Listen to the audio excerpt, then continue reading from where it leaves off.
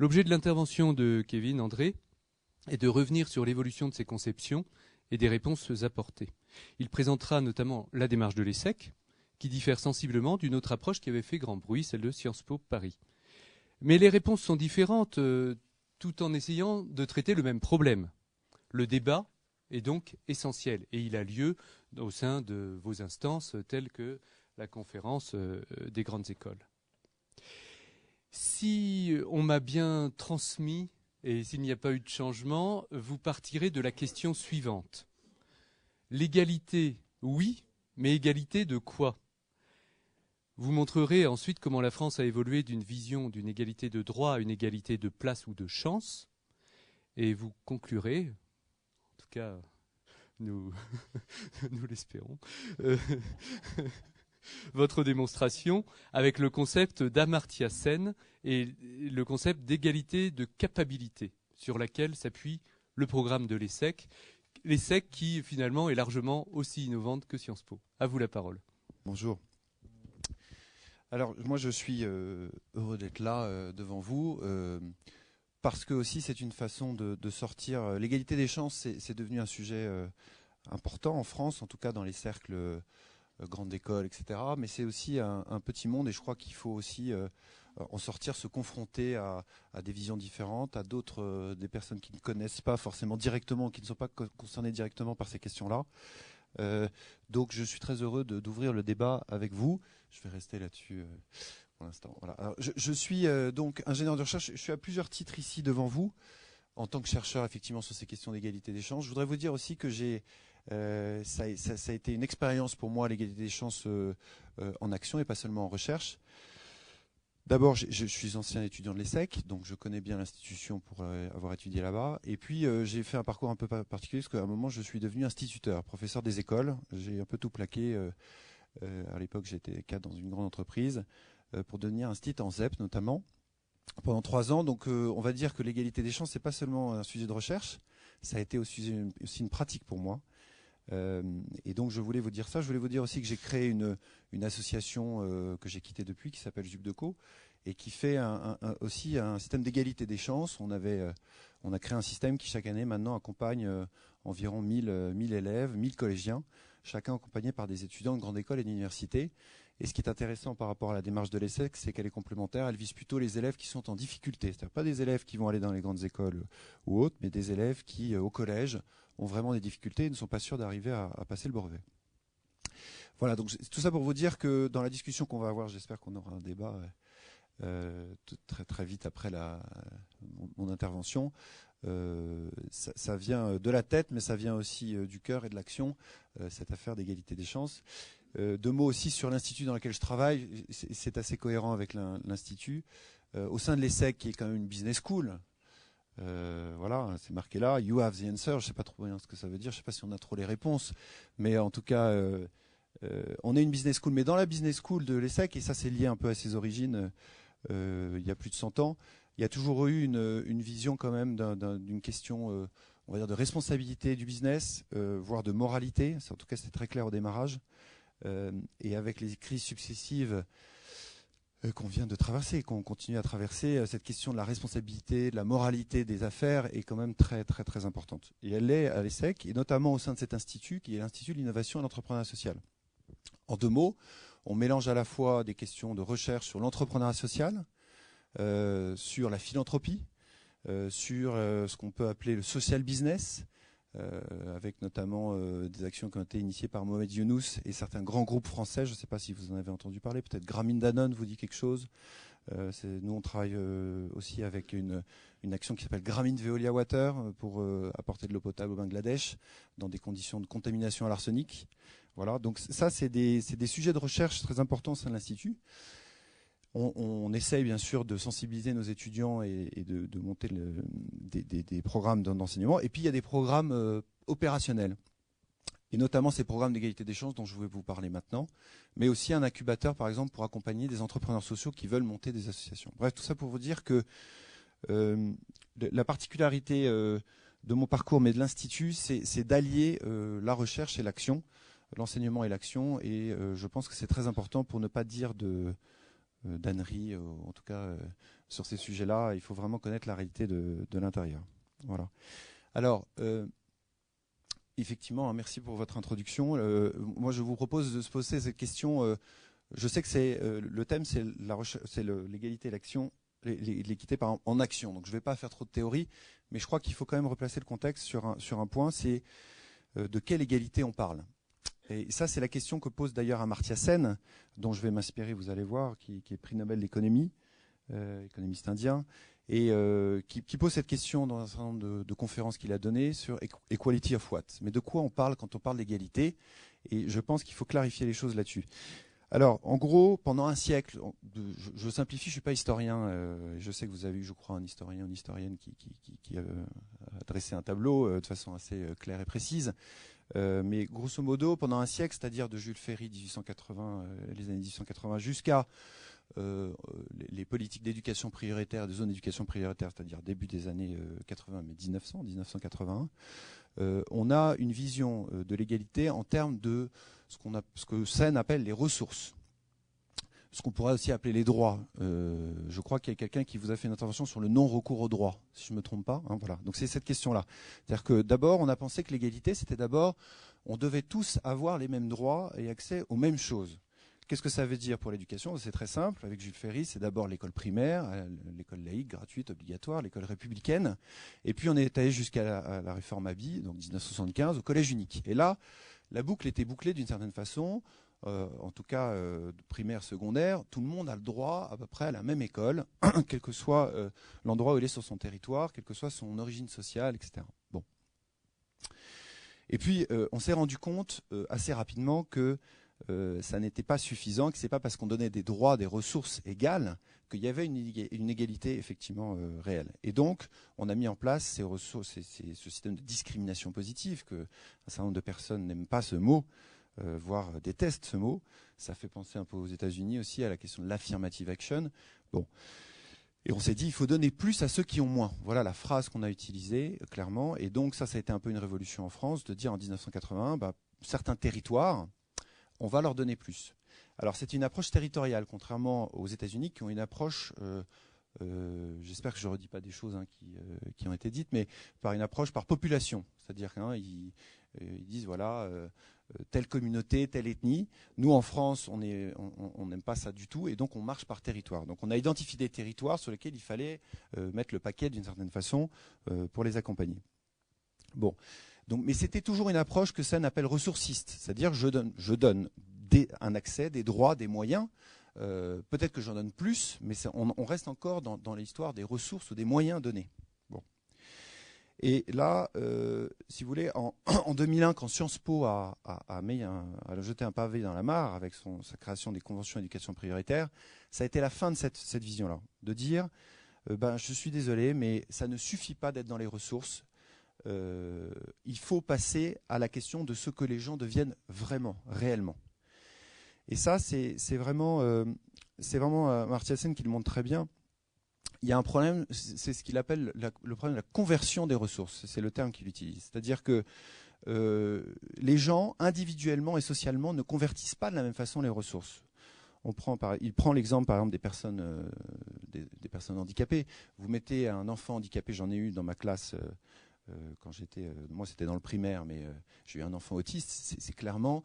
on peut mettre la même classe, faire le même enseignement. C'est clair que cet enfant-là ne va pas convertir, entre guillemets, le terme est un peu bizarre dans ce cas d'espèce, mais c'est ça, ne va pas s'approprier de la même façon ce que l'État lui met à disposition. Il faut clairement l'adapter. Donc, individuellement et puis socialement, en fonction de son milieu, en fonction des représentations sociales qu'on a, on ne va pas utiliser de la même façon l'école républicaine. Voilà. Donc, qu'est-ce qu'a fait Sciences Po? Ils ont dit, il faut aller tout simplement changer ce qui se passe vraiment à la fin. Et c'est un peu ce que François Dubay appelle l'égalité des places. C'est-à-dire de dire, arrêtons de nous soucier d'une égalité de droit ou d'une égalité de chance supposée. Allons vraiment sur ce qui se passe et créons une égalité de place. Donc, qu'est-ce qu'a fait Sciences Po? C'est très simple. Ils ont dit, on va faire un autre concours. De toute façon, ça c'était leur argument qui se tient. On a déjà tellement de voies différentes, et c'est vrai. Il n'y a pas un seul concours Sciences Po, il y en avait plein. Il suffit d'en créer une autre. Et celle-là, elle est réservée à des lycéens qui sont dans des lycées partenaires placés en zone d'éducation prioritaire. Alors j'imagine vous vous rappelez peut-être le débat qui a eu lieu. Alors c'était d'une violence, j'ai retrouvé des textes de l'époque, mais vraiment c'était extrêmement violent. Moi je pense que ça avait le mérite de vraiment poser la question et de faire prendre conscience aux gens, ou de refaire prendre conscience aux gens qu'il y a un problème à la fin du système. On a beau mettre tout ce qu'on veut en termes de moyens, à la fin du système, il faut bien reconnaître que dans nos grands établissements élitistes, il y a toujours un problème de représentation sociale. Voilà. Alors, l'ESSEC est arrivé 1 an après, et je vais être, moi je ne vais pas faire de langue de bois, un peu comme une réaction à Sciences Po, clairement. Et que ce soit l'ESSEC ou les autres grandes écoles, il y a eu une espèce de réaction méritocratique, de s'offusquer du fait qu'on puisse faire une entorse au principe d'égalité, et puis quelque part de mettre en question le concours républicain. Concours qui est vu enfin dans notre pays comme vraiment un outil de méritocratie républicaine. Donc on a dit, il ne faut pas changer les concours, surtout pas. Et quelque part, c'est une façon de stigmatiser ces gens encore plus, etc. Donc on va essayer de travailler en amont. C'était vraiment ça l'idée de l'ESSEC, reprise par l'ensemble des grandes écoles. Je tiens à dire que Sciences Po ne fait pas partie de la conférence des grandes écoles, ce qui est intéressant parce que c'est vraiment une logique très grande école. Donc l'ESSEC s'est érigé contre ça et a dit il faut travailler en amont. Alors, ce qui se passe en amont, c'est que ce qui est vrai, clairement, c'est que une des premières raisons pour lesquelles il n'y a pas assez de diversité sociale dans nos grandes écoles ou dans nos formations élitistes, il n'y a pas que les grandes écoles, il y a les formations élitistes. Enfin, médecine, c'est une formation très difficile, une des plus difficiles qui soit, en tout cas le concours à la fin de la première année. Donc, en fait, il n'y a pas que les grandes écoles, il y a aussi tout ce qui est sélection en fait dans notre pays, voilà, de façon très importante.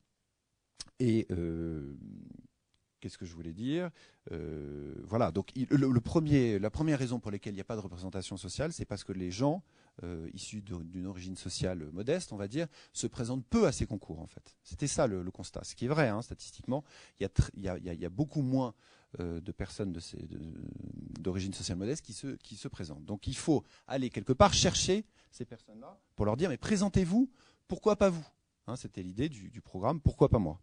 Voilà.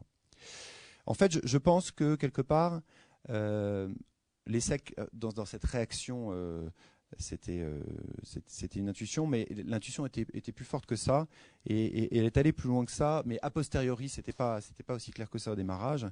C'était de dire finalement aussi le système de Sciences Po qui consiste à réserver des places à un certain nombre de personnes qui viennent d'origine modeste, c'est pas non plus la solution. Et là encore, je reviens à Amartya Sen, qui dit mais finalement ce qui est essentiel, c'est pas une égalité de fonctionnement, c'est-à-dire une égalité de le fait que statistiquement il y ait autant de personnes quel que soit le niveau de formation en fonction de l'origine sociale. Ce qui est important, c'est l'égalité de liberté, c'est-à-dire que on s'en fiche finalement que les gens d'origine modeste fassent effectivement Sciences Po, l'ENA, Polytechnique, etc. Ce qui compte, c'est qu'ils en aient la liberté. Voilà. Il prend un exemple, il dit sur le deux personnes qui arrêtent l'école. C'est un Indien, Amartya Sen, donc il s'appuie plutôt sur l'expérience indienne, et deux jeunes femmes qui ne vont pas, qui arrêtent d'aller à l'école. Donc le fonctionnement, enfin ce qu'on voit, ce qu'on observe, c'est deux jeunes filles qui arrêtent d'aller à l'école. Il y en a une, elle arrête parce qu'elle est dans un milieu où elle a une certaine liberté, et finalement, elle se destine plutôt à une carrière artistique, et donc l'école ne l'intéresse pas en l'occurrence. Elle part sur une autre vision. Et puis une autre jeune fille qui est dans un milieu où la femme a un rôle plutôt réservé aux tâches domestiques, etc. Et donc cette jeune fille n'a pas le temps de travailler, de faire ses devoirs, etc., et est obligée d'arrêter l'école. Donc on a le même fonctionnement quelque part, on a le même comportement in fine, sauf qu'on n'a pas la même liberté. Voilà. Et donc Sen insiste là-dessus en disant ce qui compte vraiment, c'est l'étendue de liberté, c'est-à-dire de pouvoir avoir la même étendue de liberté réelle. Finalement, c'est pas une question de ce qu'on fait in fine, c'est de ce qu'on fait, de ce qu'on peut faire de façon voilà, ce qu'il appelle l'étendue de liberté. Je ne sais pas si je suis clair dans mon énoncé. En tout cas, c'est ce qu'il appelle la capacité, c'est-à-dire l'ensemble des fonctionnements ou des choses qui sont à ma portée. Alors donc, il me semble que pourquoi pas moi est une façon d'incarner cette égalité de capacité. L'objectif de Pourquoi pas moi, et c'est là où il y a une énorme ambiguïté que je voudrais lever, c'est que ce n'est pas de faire entrer les jeunes gens à l'ESSEC, ni dans les grandes écoles nécessairement. Hein, ce qui serait le modèle, finalement, on se rapprochait de l'objectif de Sciences Po, mais de façon avec un autre moyen. L'objectif n'est pas la diversité sociale des grandes écoles, hein, par le programme Pourquoi pas moi. L'objectif est l'égalité de chance de façon générale. C'est-à-dire que les jeunes qu'on accompagne, notre objectif, c'est qu'ils puissent aller au plus loin de leur potentiel, on va dire, hein, et qu'après, ils choisissent l'université, ou qu'ils choisissent de faire une classe préparatoire, ou qu'ils choisissent de faire toutes sortes d'autres études. C'est leur choix, c'est leur liberté. Le problème, c'est qu'ils ne sont pas tellement libres, en fait. Donc, il faut construire cette liberté. C'est là où c'est un peu difficile, cette notion de capacité. C'est-à-dire qu'on a l'impression qu'on est libre d'emblée. En fait, on n'est pas libre d'emblée. On a besoin de construire cette liberté parce qu'on a des représentations sociales. On a, comme dit Sen, des préférences adaptatives, c'est-à-dire qu'on s'adapte dans nos choix en fonction de notre milieu social. Voilà. Donc le pari de Pourquoi pas moi, encore une fois, je le répète, mais j'espère que ça peut clarifier les choses, c'est pas la diversité sociale des grandes écoles ou de l'ESSEC en objectif numéro 1, hein, c'est le fait que les jeunes qu'on accompagne puissent vraiment choisir et vraiment les éléments pour choisir. Voilà. Et c'est là où il y a eu une ambiguïté, parce que quelqu'un comme François Dubet, qui est un grand sociologue de l'éducation en France, clairement, je me rappelle d'un article dans Le Monde, a attaqué assez violemment les programmes tels que Pourquoi pas moi, en disant il y a un tropisme élitiste. C'est-à-dire qu'en France, on ne s'intéresse qu'à nos élites. Alors c'est quoi nos élites, dit-il? C'est quelques milliers de personnes, alors qu'il y a chaque année, je ne sais pas si vous connaissez ce chiffre effrayant, 150 000 jeunes qui sortent du système sans diplôme, sans qualification en France. Et c'est cumulatif, bien sûr. Donc chaque année. Donc il dit, et quelque part je le suis là-dessus, il vaudrait peut-être mieux s'intéresser aux 150 000, parce qu'il y en a beaucoup plus, qu'aux quelques milliers auxquels vous vous intéressez dans vos grandes écoles. Voilà. Mais encore une fois, je crois que l'ambiguïté, il a et on en a discuté, on s'est croisé dans des conférences ou avec certains de ses collègues, Agnès Van Zanten, c'est pas, encore une fois, c'est pas la question de l'élite, c'est une question de l'égalité de chance en général, comme comment on fait pour accompagner des jeunes gens au plus loin de leur capacité, mais indépendamment de ce qu'ils vont faire après. Alors, passons à l'action. Qu'est-ce que c'est Pourquoi pas moi? Sciences Po a un concours différent. Pourquoi pas moi? On met les étudiants de l'ESSEC au cœur du système. Donc, c'est quoi le cœur du système? C'est un tutorat d'étudiants de la grande école, de l'ESSEC, qui accompagnent chaque semaine des lycéens. Donc, on passe des partenariats locaux, hein, Val d'Oise, on est dans le Val d'Oise, et puis on accompagne ces lycéens, et c'est pas nous qui le faisons équipe directement, c'est les étudiants qui vont le faire. Donc 3 heures par semaine, on a 2 tuteurs qui se retrouvent avec 7 ou 8 lycéens et qui travaillent ensemble, travaillent notamment la prise de parole en public, travaillent les quiz d'actualité, parce qu'on s'est rendu compte que l'actualité, la connaissance, la culture générale était un frein important pour les questions de concours. Donc on travaille un certain nombre de choses. Ça, c'est vraiment le cœur du système et l'intuition, à mon avis, je vous en reparlerai après, très forte de l'ESSEC, c'est-à-dire de mettre les étudiants de l'ESSEC au cœur du système, parce qu'il se crée une relation entre les étudiants et les élèves qui est, à mon avis, très puissante. Il n'y a pas que ça. Il y a aussi le lien avec l'entreprise. On parlera d'entreprise tout à l'heure. Ça nous a semblé très important de faire un lien avec l'entreprise. Et alors on essaie de trouver des systèmes faisables aussi pour que l'entreprise, parce que on dit souvent, les gens, moi j'ai travaillé dans les ressources humaines, donc bon, le temps des gens qui sont dans l'entreprise est quand même compté, donc il faut que ce soit gérable aussi pour les salariés. On a proposé un système qu'on appelle le shadowing. C'est assez simple, c'est-à-dire que les jeunes qu'on accompagne sont l'ombre, entre guillemets, shadow en anglais, d'un professionnel pendant une journée pour voir comment concrètement ça se passe l'entreprise.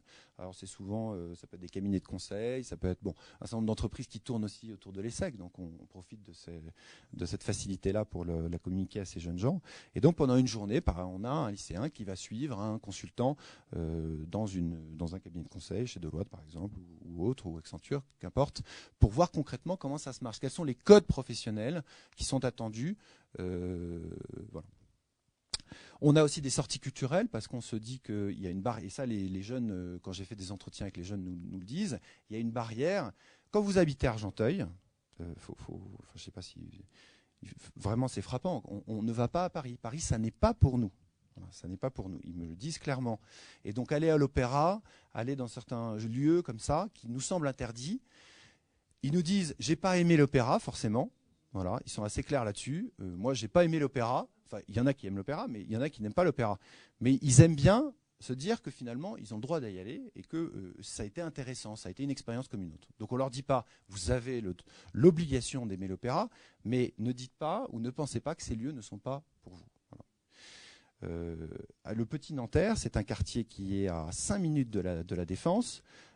La Défense, plus grand centre européen de business, quasiment, et il y a 40% de chômage, et vous avez des petits jeunes qui sont au Petit Nanterre, qui n'ont même jamais mis les pieds à la Défense. Enfin, c'est incroyable. On est à 5 minutes à vol d'oiseau. Donc il y a un vrai cloisonnement des espaces, et ces sorties culturelles permettent de décloisonner. Il y a aussi certains voyages linguistiques, parce qu'on s'est rendu compte que l'anglais est une épreuve extrêmement discriminante. Hein, c'est pas ça, je pense que c'est su aujourd'hui, on en a suffisamment parlé. Des ateliers théâtre pour pouvoir prendre confiance en soi, hein, et arriver à prendre la parole en public. Et puis il y a l'aide à l'orientation. Alors on ne fait pas le job, je voudrais insister une chose, quand on s'est positionné, quand Pourquoi pas moi s'est positionné, on s'est dit surtout il ne faut pas faire le job de l'éducation nationale, il faut être complémentaire. Complémentaire, c'est-à-dire qu'on ne fait pas de scolaire. C'est pas du soutien scolaire. Hein, ça doit être très très clair. On est en partenariat avec des lycées. Les lycées font leur mission de service public d'enseignement et d'éducation. Et nous, on vient en complément de ces professeurs pour travailler sur la confiance en soi, sur la culture générale, etc. Mais on n'est pas sur le soutien scolaire. On n'est pas non plus, on ne va pas s'improviser conseiller d'orientation. Il ne faut pas. Je pense que ce serait vraiment une erreur d'essayer à tout moment, à quelque moment que ce soit, de remplacer l'éducation nationale. C'est certainement pas ce que veut faire l'ESSEC. En revanche, on veut essayer d'amener ces jeunes gens à avoir plus d'informations qu'ils n'ont pas parce que dans leur environnement, ils n'ont pas accès à ces informations. Donc, on fait des sessions d'information à l'ESSEC en fonction des métiers qu'on connaît aussi. On fait venir des intervenants. Voilà. Mais l'idée, c'est pas de remplacer le conseiller d'orientation. Alors, vous allez me dire, mais c'est quoi les résultats de votre affaire ? C'est bien beau votre histoire, mais qu'est-ce que ça donne ? Alors, je vais essayer de vous donner quelques chiffres. Bon, vous me dites quand je suis trop long. Hein. Voilà, je voulais juste vous montrer le schéma. En gros, c'est ça la capacité, c'est-à-dire que on a pensé qu'on était dans une égalité de ressources, hein, mais il y a tout ce processus-là qui se passe. Voilà. Donc, quand on a essayé d'évaluer le programme Pourquoi pas moi, on s'est dit, est-ce qu'on est bien dans une égalité de capacité, c'est-à-dire qu'on respecte l'ensemble du processus. Qualité d'agent, c'est agency en anglais, c'est cette question de liberté dont je vous ai parlé. Alors ça, c'est bon. Voilà. Un des chiffres importants, c'est celui-là. En fait, si vous voulez, dans les chiffres, ce dont on se rend compte, et ça c'est des chiffres éducation nationale, il y a ce qu'on appelle une distillation dans notre système éducatif. C'est-à-dire plus vous avancez dans le système éducatif, moins il y a de personnes d'origine modeste qui restent. Hein. C'est ce qu'on appelle aussi une sorte de sédimentation des inégalités sociales. Et ça commence dès la maternelle. Hein. Ça, faut être... Moi, j'ai été prof en maternelle, je peux vous le dire. Déjà dans l'oral, avant même l'écrit, il y a des choses qui se jouent. Le fait qu'on lise une histoire à la maison ou pas, c'est plein de petites choses. Voilà. Donc, je m'arrête là parce que je vous donnerai la conclusion finale de l'histoire. Mais plus on avance dans le système, plus les inégalités se rajoutent. Voilà.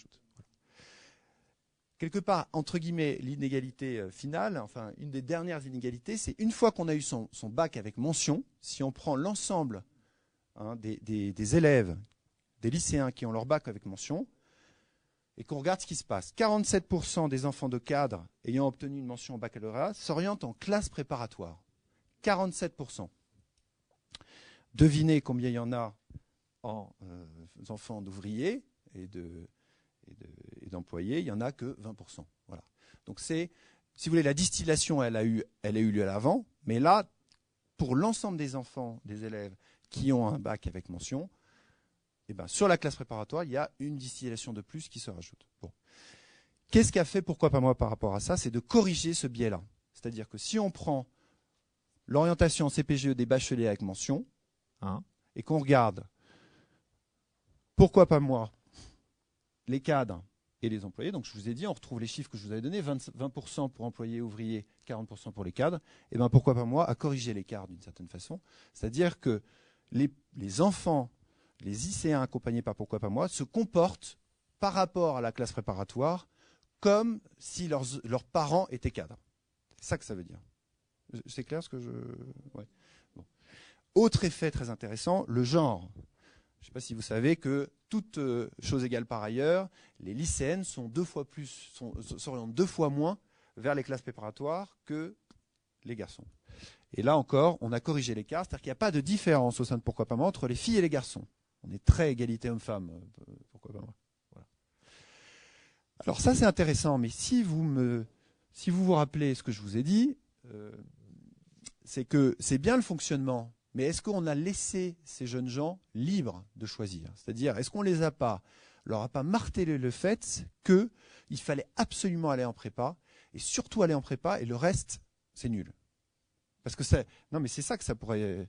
Je veux dire, le danger d'un chiffre comme ça, c'est très bien. Mais si on a dit aux jeunes gens, surtout n'allez pas en université, c'est vraiment... l'université, c'est mal, quoi. Il faut vraiment... Il n'y a que la classe préparatoire. On va peut-être arriver à des chiffres comme ça, mais elle est où la liberté dont parle Sen? Il n'y en a pas. Bon. Ce dont on se rend compte, c'est qu'en fait, il y a une diversité, c'est les chiffres globalement de l'ensemble de ce que font les jeunes gens qui sortent de Pourquoi pas moi.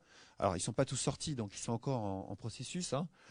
Donc c'est pas tous ceux qui sont sortis, mais qu'est-ce qu'ils font les jeunes gens quand ils font après pourquoi pas moi dans le cadre de leur cursus d'enseignement supérieur? Bon, d'abord ils continuent la bonne nouvelle, c'est qu'ils continuent leurs études et il y en a aucun qui sort sans diplôme.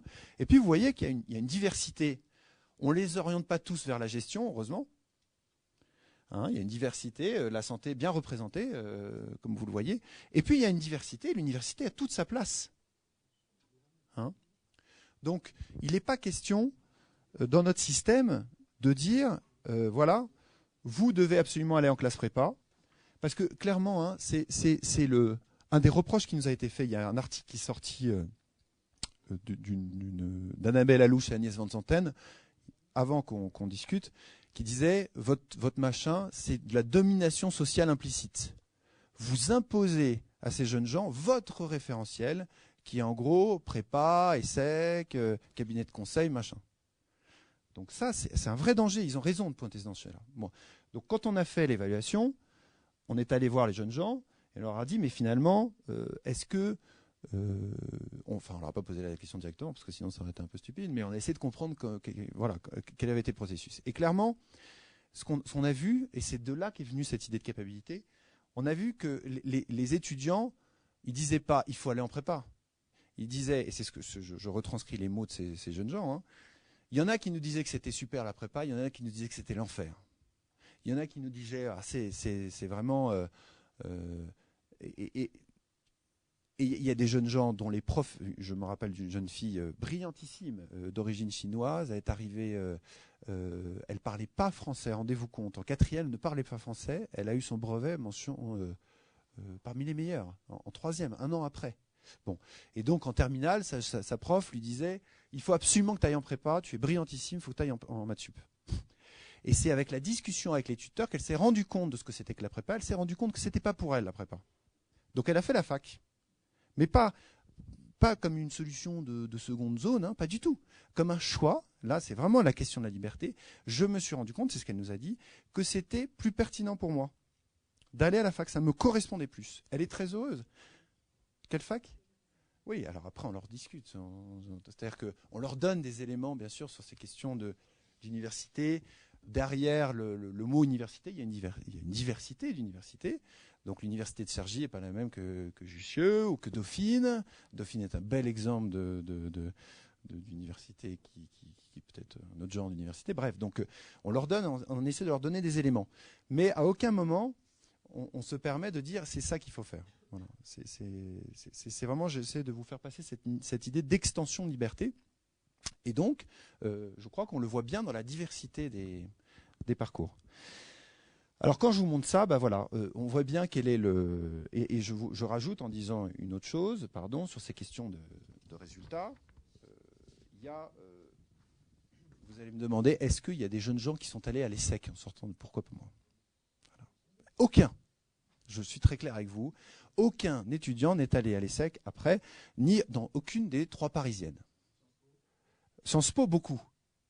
Pourquoi ? Parce qu'il y a et c'est une des conclusions que nous, à laquelle on arrive, il y a une formidable imbrication entre les deux systèmes. C'est-à-dire que travailler en amont, travailler sur l'autocensure, travailler sur la liberté, c'est super. Mais après, il faut les moyens de cette liberté.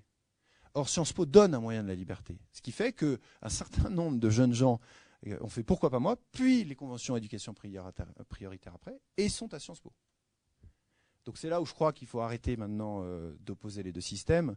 Il y a d'un côté la création de cette liberté, de cette qualité d'agent, cette structuration de la qualité d'agent des jeunes gens, et en même temps, il faut bien les moyens de cette liberté. Parce que, et je le dis tout de suite, un des résultats, c'est qu'il y a ce qu'on appelle une barrière scolaire phénoménale. C'est-à-dire que on prend ces jeunes gens en seconde, on les accompagne pendant 3 ans, donc clairement ils changent. Je veux dire, ils sont plus clairs, ils agissent un peu plus comme des stratèges par rapport à leur orientation. Ok. Mais il y a un déficit en termes de résultats scolaires qui ne rattrape pas. C'est-à-dire que le gap entre les jeunes gens qui ont fait les écoles privées, puis le grand lycée parisien, puis la classe préparatoire, il ne le rattrapera pas. Il y a trop de sédimentation, comme je vous ai dit, d'inégalité sociale au niveau scolaire qui se traduit dans les résultats scolaires. Hein. Et donc, en fait, ces jeunes gens, d'abord, on ne prend pas les meilleurs des meilleurs, hein, on parie plutôt sur un potentiel, mais on voit que dans ce potentiel, ce qui bloque la barrière, je peux vous montrer un petit schéma, c'est la barrière scolaire. Voilà. On avait un ensemble capacité de départ. Vous voyez Non, vous ne voyez pas ? Bon. Ça, c'était, on va dire, l'étendue de liberté à l'origine. Et ça, c'est ce que le programme a étendu comme potentialité. D'accord ? Mais il y a des barrières, et notamment donc, la liberté du jeune. D'abord, une première barrière, c'est-à-dire on n'ira pas au-delà de ce que le jeune veut faire ou ne pas faire. Mais en fait, il y a une barrière scolaire environnementale qui est le fait que, tout simplement, ils n'ont pas les moyens de leurs ambitions à un certain moment. C'est-à-dire qu'ils se rendent compte que pour aller dans telle prépa, il faut... Et puis même quand ils vont en prépa, ils se rendent compte parfois du gap qu'il y a avec certains jeunes gens. Alors, donc c'est pas pour vous dire que tous ceux qui vont en prépa échouent, c'est pas ce qui se passe, hein, du tout. Mais c'est que faut quand même être réaliste. Dans le très très très élitisme de notre pays, et donc ça existe bien sûr, le programme il est pas très bien armé. Il est très bien armé pour on va dire juste en dessous, quoi. Hein, voilà, pour faire en sorte que les jeunes gens qui ont, on va dire, 13 de moyenne, ce genre de choses, qui ont un bac avec mention, qui ne sont pas la crème de leur école, de toute façon, voilà, aillent dans des filières qui leur correspondent. Voilà. Et ça, c'est la grande ambiguïté, hein, parce que les journalistes, quand ils disent, alors monsieur, madame, c'est combien de jeunes gens sont allés à l'ESSEC avec votre programme ? 0, madame. Voilà. Mais ce n'était pas l'objectif. Donc, on a créé après un autre programme qui a pour objectif, si j'ai le temps, je vous en parlerai 2 secondes, dont l'objectif spécifique est de faire entrer les jeunes gens à l'ESSEC. Mais c'est une autre histoire. Bon. En termes de résultats, ce qu'il faut que je vous dise, c'est qu'indépendamment du programme lui-même, je vais essayer de retrouver ma présentation, voilà. comme ça, c'est qu'il y a eu une extension de ce programme. C'est-à-dire que quand même, il y a eu un certain succès de cette affaire-là. On a Pourquoi pas moi, et puis on a une extension vers plus d'élèves, avec ici ce qu'on a appelé, alors c'est pas mal parce qu'on est à la montagne, donc ça va vous parler, les cordées de la réussite. Je ne sais pas si vous avez entendu parler de cette... Vous connaissez ce programme ouais. C'est une politique publique. Hein.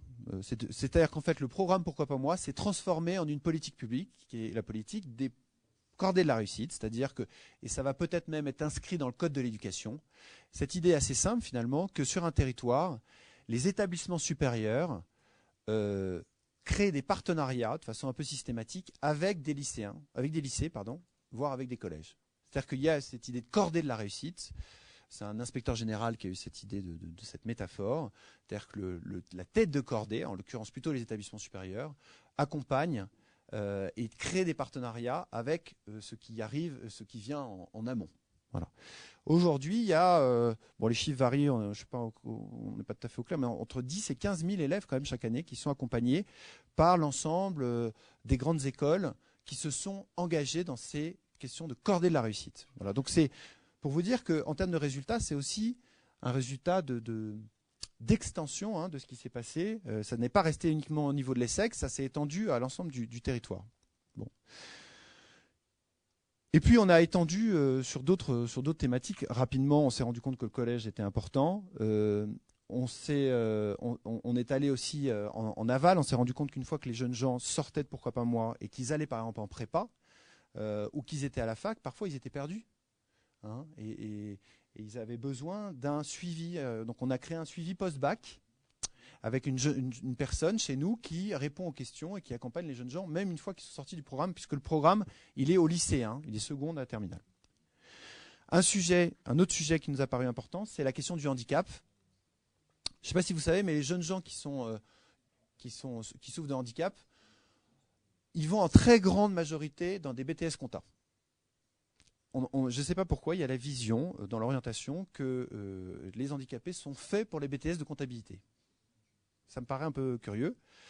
Et en fait, l'idée, si vous voulez, c'est que ces questions pareilles d'autocensure, de restriction de la liberté, elles existent par l'origine sociale, mais elles existent aussi par la question du handicap. Donc on a voulu aussi et accompagner ces jeunes gens pour les aider à ouvrir le champ des potentialités. Alors peut-être qu'ils feront BTS compta, mais qu'ils sachent au moins qu'ils envisagent d'autres options. On est à combien de temps ? 5 minutes, voilà. D'accord. Alors, je voulais vous dire, je vais finir par un... Alors je me suis demandé comment je pouvais faire le pont avec votre univers.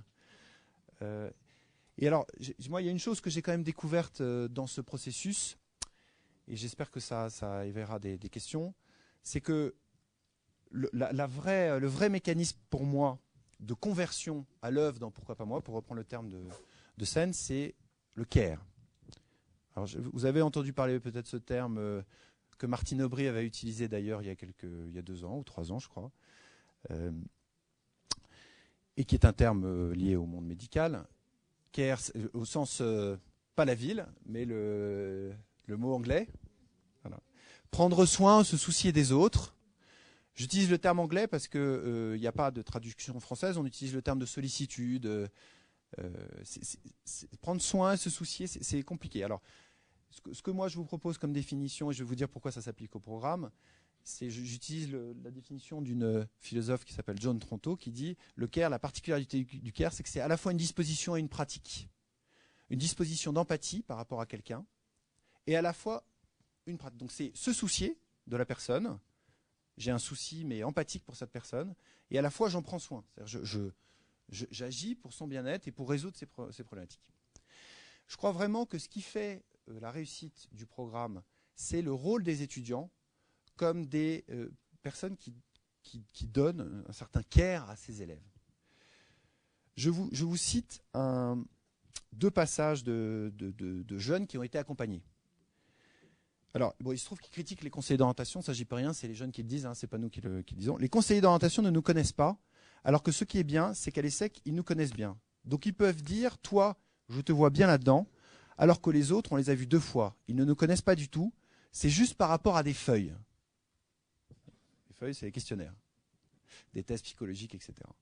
Donc, on voit qu'il y a la dimension de disposition. C'est-à-dire que on voit que ce que ces jeunes apprécient et ce qui est fort pour eux dans le système, c'est que leurs tuteurs ont une attention particulière à ce qu'ils sont et ce qu'ils veulent être. Voilà. Donc, il y a vraiment un mécanisme. Je cite un autre passage. Le fait que je pensais à des études assez courtes, c'était plus un problème de confiance en moi. Je me disais que les personnes qui faisaient de longues études, c'était vraiment des personnes qui avaient de grandes capacités de travail et qui étaient super intelligentes. Et les tuteurs nous ont fait ressentir qu'on était capable. Et donc, spontanément, sans vraiment réfléchir, on s'est dit pourquoi nous, on ne ferait pas, etc. Bon. Donc, il y a cette notion de relation, pour moi, de care, qui à la fois est dans la disposition, mais ça suffit pas. Hein. Il faut derrière aussi avoir ces séances de tutorat où on fait des prises de parole en public, où on accompagne les étudiants, les lycéens pour qu'ils se réfléchissent vraiment à l'orientation, etc. Donc il y a à la fois la disposition et la pratique. Et je trouve que ça me paraissait intéressant de vous livrer cette réflexion qui me semble peut-être faire écho à votre domaine et à la santé. Cette idée que sans relation particulière, fondée sur une empathie, sur un tutorat, sur un parrainage. Et c'est pour ça que le parrainage, à mon avis, se développe de façon aussi importante, parce qu'il n'y a pas que le pourquoi pas moi qui fait appel au parrainage. On ne peut pas finalement aider la personne à étendre ses libertés. La personne ne peut pas, de façon indépendante, paradoxalement, pour être plus libre, à un moment, il faut sortir de son indépendance, de son autonomie, pour faire confiance à quelqu'un d'autre et créer une relation de confiance. Voilà. Donc, je voulais vous livrer un peu cela en conclusion. J'espère que ça vous a parlé et moi je serais très heureux d'échanger avec vous sur Merci beaucoup. Effectivement, on peut vous applaudir.